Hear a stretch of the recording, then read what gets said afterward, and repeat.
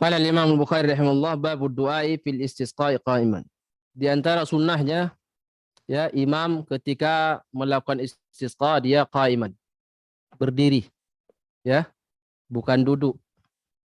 Imam Bukhari rahimahullah sampai berdiri atau duduk itu ada sunnahnya. Kita ikutin Rasulullah dalam segala hal, dari yang terkecil sampai yang terbesar, apalagi dalam bab ibadah. Jadi tidak ada ruginya. Jangan debat-debat. Ini kan boleh kan duduk. Ya, boleh, tidak boleh. Ini sunnah. Ya. Sallu kama ra'aitumuni usalli. Salatlah kalian sebagaimana kalian melihat aku salat. Khudhu anni manasikakum. Ya, ambillah tata cara manasik haji kalian dari saya. Itu semuanya apa? Rasulullah diutus untuk dicontoh. Bukan sekedar untuk diceritakan, dijadikan bahan cerita, dongeng. Tapi untuk dicontoh, diamalkan. Baik, beliau al-Imam al-Bukhari rahimahullah di bab ini mengatakan babud du'ai fil istisqa'i qa'iman. Di antara sunnah Rasulullah sallallahu alaihi wasallam ketika istisqa, imam berdiri, berdoa meminta kepada Allah Subhanahu wa taala air hujan dalam keadaan berdiri. Qa'iman, dalam keadaan berdiri. Kata ulama, kondisi atau dalam keadaan berdiri ini juga menunjukkan kehusukan. Menunjukkan kehusukan dan perhatian penuh dengan apa yang ingin dia minta.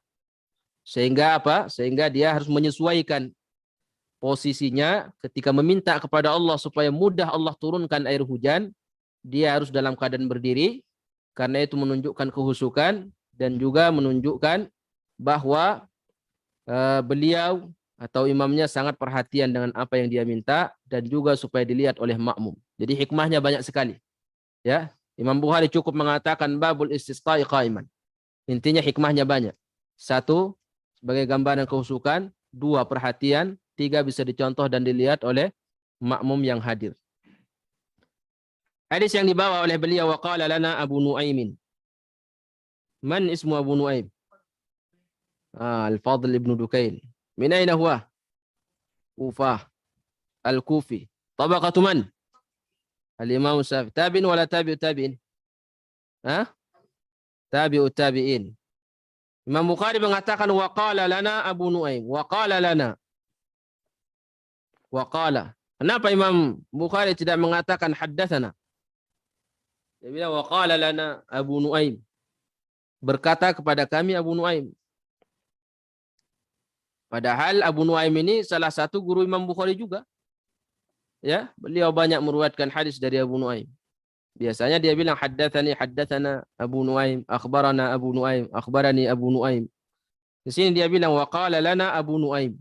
Berkata kepada kami Abu Nuaim. Di sini sebagian ulama mengatakan hadis ini didengar oleh Abu Nuaim oleh Imam Bukhari dari gurunya Abu Nuaim indal mudzakarah. Ketika mudzakarah, bukan at-tahdits. Jadi ulama dulu ada 2 majlis. 1 namanya majlis pertama, majlis mudzakarah, ketemu sama teman, saling membaca satu hadis. Coba kamu hadis kamu dengar, satunya baca, satunya mendengar. Nanti kalau ada keliruan, kamu salah. Jalurnya di sini. Nanti dia juga seperti itu. Coba kamu bacakan hadis si fulan. Nanti dia bacaan fulanan. Keliru. Bukan di sini. Jadi untuk apa? Untuk mengingat supaya hadis itu tidak hilang. Namanya dulu mudzakarah. Jadi mereka ketemu itu tidak ngobrol yang lain. Ngobrol masalah hadis Nabi SAW. Yahya bin Sa'id al-Qattani pernah diajak mudzakarah selama-laman suntuk sama Sufyan ats-Tsauri. Ya, di dalam satu rumah. Dari habis Isya sampai muncul Fajar Shadiq. Itu mudzakarah. Kamu mau sebutkan hadis si fulan. Namanya mudzakarah. Karena dulu tidak ada kitab. Tidak seperti kita. Ya, tinggal punya uang 400.000 dapat Sahih Bukhari. 7.000 hadis. Kalau dulu tidak ada. Jadi semuanya harus dihafal. Jadi orang yang bisa menjadi talibul ilmi dulu rijal. Orang-orang yang kuat tekadnya, yang mentalnya mental baja. Itu dulu di zaman dulu. Kuat lapar, pisah sama orang tua, pisah sama keluarga, kemudian kepanasan, kedinginan, harus siap mereka. Itu baru mereka bisa menjadi talibul ilmi. Kalau sekarang tinggal datang ke toko, beli kitab, dibaca jadi talib. Ya. Ini namanya mudzakarah. Jadi kata ulama rahimahullah, hadis ini diambil dan didengar oleh Imam Bukhari dari Abu Nuaim indal mudzakarah, fi maqamil mudzakarah, ketika mudzakarah sama Abu Nuaim. Jadi Abu Nuaim menyebutkan hadis didengar oleh Imam Bukhari. Ada yang kedua majlis tahdits. Jadi seorang guru datang ke satu majlis, muridnya sudah siap, dia sampaikan 10 hadis, 20 hadis, namanya tahdits. Jadi dia yang menyampaikan, cuman dia sendirian. Yang lain mendengar. Namanya majlis tahdits. Ini majlis mudzakarah. Jadi kenapa dia mengatakan waqala lana tidak haddatsana? Sebagian ulama mengatakan karena Imam Bukhari mendengar hadis ini dari Abu Nuaim min babil mudzakarah, fi majlisil mudzakarah, ketika mudzakarah hadis bersama Imam Al-Bukhari. Yang kedua, sebagian ulama mengatakan, ini pendapat Ibnu Hajar Al-Asqalani rahimahullah, bahwa kenapa Imam Bukhari tidak mengatakan haddatsana Abu Nuaim? Karena hadis ini mauquf. Mauquf itu apa? Hanya sampai kepada batas sahabat. Tidak marfu. Kalau hadis marfu itu hadis Rasulullah. Rasulullah yang mengucapkan, Rasulullah yang berbuat. Tapi kalau sahabat yang mengucapkan, yang mengatakan, atau sahabat yang melakukan, namanya hadis mauquf. Ya, kalau tabi'in namanya hadis maqtu. Jadi Imam Bukhari kata Ibnu Hajar ingin membedakan waqala lana Abu Nuaim. Bukan haddatsana Abu Nuaim.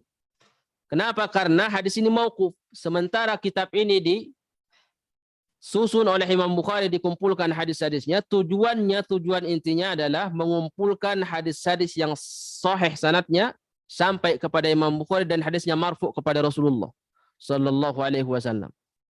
Makanya nanti di kitab tafsir itu banyak sekali perkataan ulama tabi'in, perkataan sahabat, ya. Itu Imam Bukhari tidak keluarkan sanadnya. Ya, cuman qala Ibnu Abbas, qala Mujahid, qala Ibnu Sirin, qala Atha, ya. Qala Jubair, ya, Sa'id Ibnu Jubair. Hanya seperti itu, tidak dikeluarkan sanadnya. Kenapa? Karena perkataan tabi'in dan sahabat. Sementara Imam Bukhari tujuan intinya itu mengumpulkan hadis ini adalah hadis yang sahih sanadnya sampai kepada Rasulullah dan tidak cacat. Tapi kalau sanadnya sahih cuman sampai kepada sahabat, itu bukan tujuan inti Imam Al-Bukhari rahimahullah. Jadi dia kesampingkan. Sekali lagi diajar kita oleh Imam Bukhari rahimahullah bahwa ilmu yang bermanfaat itu setelah Al-Quran adalah hadis yang sahih sampai kepada Rasulullah sallallahu alaihi wasallam. Itu yang kita sibukkan dulu diri kita. Jangan perkataan Ibnu Abbas, jangan perkataan Mujahid, perkataan Rasulullah. Karena kita akan ditanya tentang Rasulullah dalam kubur tanpa terkecuali semuanya. Mada taqulu fi hadzal rajul? Apa yang kau ketahui tentang laki-laki ini, tentang Muhammad? Ammal munafiq awil murtab. Orang munafik dan orang yang ragu dengan agamanya, apa jawabannya? La adri. Sami'tu an-nasa yaquluna syai'an faqultuhu. Aku dulu dengar orang-orang mengatakan, aku ikut-ikutan dia. Akhirnya apa kata malaikat? La talaita wala darait. Berarti kamu di dunia tidak sungguh-sungguh belajar. Akhirnya dipukul pakai palu besi besar. Kepalanya akhirnya tertancap. Ya, pecah berkeping-keping. Teriakannya terdengar oleh seluruh penduduk langit dan bumi kecuali jin dan manusia. Siapa itu yang dipukul kepalanya pakai palu besi? Orang yang tidak sungguh-sungguh belajar. Ingin paham agama Allah. Ingin memahami sunnah Nabi dan kalam Allah. Tidak sungguh-sungguh. Kata Allah, la talaita wala darait. Kamu kata Allah, tidak sungguh-sungguh, tidak baca, tidak sungguh-sungguh, hanya ikut-ikutan. Ini bahaya. Jadi kita malas-malas belajar ini bukan sekedar apa efeknya di dunia. Ini konsekuensinya nanti setelah wafat. Wa qala lana Abu Nuaim. Jadi Imam Bukhari kata Ibnu Hajar Al-Asqalani ingin membedakan wa qala lana Abu Nuaim bahwa hadis yang akan dia bawakan mauquf. Perbuatan sahabat radhiyallahu anhu. Dan ini Abu Nuaim ini rahimahullah taala salah satu ulama yang dulu di zaman Imam Ahmad rahimahullah yang tidak yang teguh di dalam memperjuangkan Al-Qur'anu kalamullah. Ini pernah beliau juga dibawa diuji, dites karena dulu dites ulama. Ulama yang tidak mengatakan Al-Qur'an makhluk itu dipenjara, ada yang dicambuk, ya, ada yang ditahan gajinya, tidak dikasih mukafaah lagi oleh pemerintah. Di antaranya Abu Nuaim. Begitu dia diuji oleh penguji penguasa, gimana pendapat kamu tentang Quran? Kata dia Al-Qur'anu kalamullah. Oh, bahaya ini. Kamu dalam ancaman. Akhirnya dia potong kancing bajunya. Dia mengatakan, setelah dia potong, nyawa saya lebih murah daripada potongan kancing baju ini. Artinya apa? Kalaupun kau mau menebas leher saya, itu apa bagi saya itu murah. Jadi beliau tetap mengatakan Al-Qur'anu kalamullah. Sehingga beliau di situ naik juga namanya di kalangan para ulama rahimahullah karena memperjuangkan al-kalamu Al-Qur'anu kalamullah. Jadi ulama dulu besar ujiannya ya di zaman Imam Ahmad rahimahullah, nyawa taruhan. Di antara ulama yang kuat mempertahankan akidah Ahlussunnah wal Jamaah saat itu adalah Abu Nuaim Al-Fadl Ibnu Dukain Al-Kufi rahimahullah. Qala an Zuhair Ibnu Muawiyah. An Zuhair, ini beliau ulama Kufah di zamannya Sufyan Ibnu Uyainah. Qala Nabi Ishaq. Ini Nabi Ishaq ini ulama besar di Kufah. Ya di zamannya Hasan Al-Basri rahimahullah. Beliau ini sama seperti Imam Az-Zuhri. Imam Az-Zuhri di Madinah. Beliau di Kufah, di Irak. Beliau juga sering perang, Ghaza Marrat. Dan beliau sawaman qawaman. Sawam itu banyak puasa, banyak qiyamul lail. Makanya ulama dulu itu apa? Kecil-kecil, kurus-kurus. Karena di siang hari mereka puasa, malam hari qiyamul lail. Ya gimana enggak kering? Kalau kita kan enggak. Siang hari kesempatan makan banyak-banyak, malam hari kesempatan tidur sepuas-puasnya. Akhirnya apa? Gemuk-gemuk, sehat-sehat, mantap. Ya. Mantap kelihatannya. Subur-subur. Siapa nama beliau? Abu Ishaq As-Sabi'i. Nama beliau Amru Ibnu Abdullah Al-Kufi. Ya.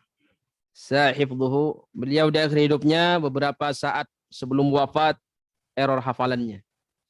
Ini sekali lagi ilmu yang kita dapatkan ini di usia muda segera kita sampaikan. Karena kalau kita simpan-simpan aja ilmu ini. Misalkan ada orang hafal Quran tidak mau ngajar. Simpan aja Quran di muraja. Hilang nanti. Tidak jadi amal jariah. Makanya ulama itu semangat dulu belajar mengajar di usia-usia mereka masih kuat ilmunya, mereka ingat. Karena nanti kalau sudah usia tua, melemah. Ingatan kita akan melemah, penglihatan, pendengaran akan melemah sehingga orang tidak butuh lagi sama kita. Kata Abu Isa, kharaja Abdullah ibnu Yazid Al-Ansari wa kharaja ma'ahu al-Bara ibnu Azib wa Zaid ibnu Arqam radhiyallahu anhum fastasqa faqama bihim ala rijlaihi. Jadi Abdullah ibnu Yazid Al-Ansari ini beliau ketika jadi di Kufah dulu jadi gubernur. Di kekhilafahannya Abdullah ibnu Zubair tahun 64 Hijriah. Beliau jadi gubernur. Di sana terjadi kekeringan di Kufah. Ya. Akhirnya Abdullah bin Zubair merintahkan beliau untuk melakukan istisqa. Akhirnya keluarlah beliau ke tanah lapang, ke padang pasir. Bersama beliau Zaid bin Arqam, kemudian Bara ibnu Azib. Fastasqa faqama bihim ala rijlaihi. Beliau berdiri di atas kedua kakinya. Ala ghairi mimbarin, tidak ada mimbar. Fastasqa thumma shalla raq'ataini. Kemudian beliau minta air hujan. Setelah itu beliau salat 2 rakaat. Yajharu bil qiraah. Beliau mengeraskan suara bacaannya, walam yu'adzin walam yuqim. Dan tidak ada adzan, tidak ada qomat. Di antara sunnahnya tidak ada adzan dan tidak ada qomat. Qala Abu Ishaq wa ra'a Abdullah ibn Yazid an-Nabi. Kata Abu Ishaq As-Sabi'i, Abdullah ibn Yazid Al-Ansari melihat Rasulullah. Artinya apa? Abu Ishaq ingin menjelaskan bahwa Abdullah ibn Yazid ini sahabat. Karena beliau ini termasuk sahabat kecil. Ya. Jadi bisa jadi kemungkinan ada orang yang mengatakan bukan sahabat. Abu Ishaq ingin menjelaskan bahwa beliau ini sahabat Nabi SAW. Syahidnya di sini mana? Qama bihim ala rijlaihi. Beliau minta air hujan dalam keadaan berdiri. Kemudian hadis yang kedua, haddatsana Abul Yaman. Man ismu Abil Yaman? Al-Hakam ibn Nafi. Dari mana beliau? Himas. Ya, tabaqatu man? Imam Ahmad. Qala haddatsana Suhaib. Suhaib min aina? Hah? Suhaib bin Abi Hamzah. Himas sama. Riwayat mursal ya. Terus berulang-ulang itu riwayat itu. Abul Yaman an Suaib. Anis Zuhri, man ismu Zuhri? Muhammad ibnu Muslim. Dari mana beliau? Madinah. Qala haddatsani Abbad ibn Tamim, hadha al-Ansari, anna ammahu Abdullah ibn Zaid wa kana min ashabin Nabi sallallahu alaihi wasallam akhbarahu anna an-nabiy sallallahu alaihi wasallam kharaja bin nas yastasqi lahum. Rasulullah keluar ke tanah lapang minta istisqa. Faqama fada Allah qa'iman. Akhirnya Rasulullah berdiri meminta berdoa kepada Allah. Thumma tawajjaha qibla al-qiblah wa hawwala ridaahu fa usku. Kemudian Nabi menghadap kiblat dan beliau merubah posisi selendangnya dan mereka dikasih hujan oleh Allah Subhanahu wa taala. Syahidnya fada Allah qa'iman. Sunnahnya istisqa, berdoa meminta kepada Allah dalam keadaan berdiri. Ini sunnah Nabi SAW. Jadi kita ikutin sunnah-sunnah ini kata Imam Bukhari. Supaya apa? Mudah Allah berikan kita air hujan yang kita minta. Karena kita maksimal menghidupkan sunnah Rasulullah SAW. Baik, mungkin kita cukupkan sampai di sini. InsyaAllah kita lanjut malam Jumat. نختتم بدعاء كفارة المجلس. سبحانك اللهم وبحمدك أشهد أن لا إله إلا أنت أستغفرك وأتوب إليك. أقول ما تسمعون. السلام عليكم ورحمة الله وبركاته.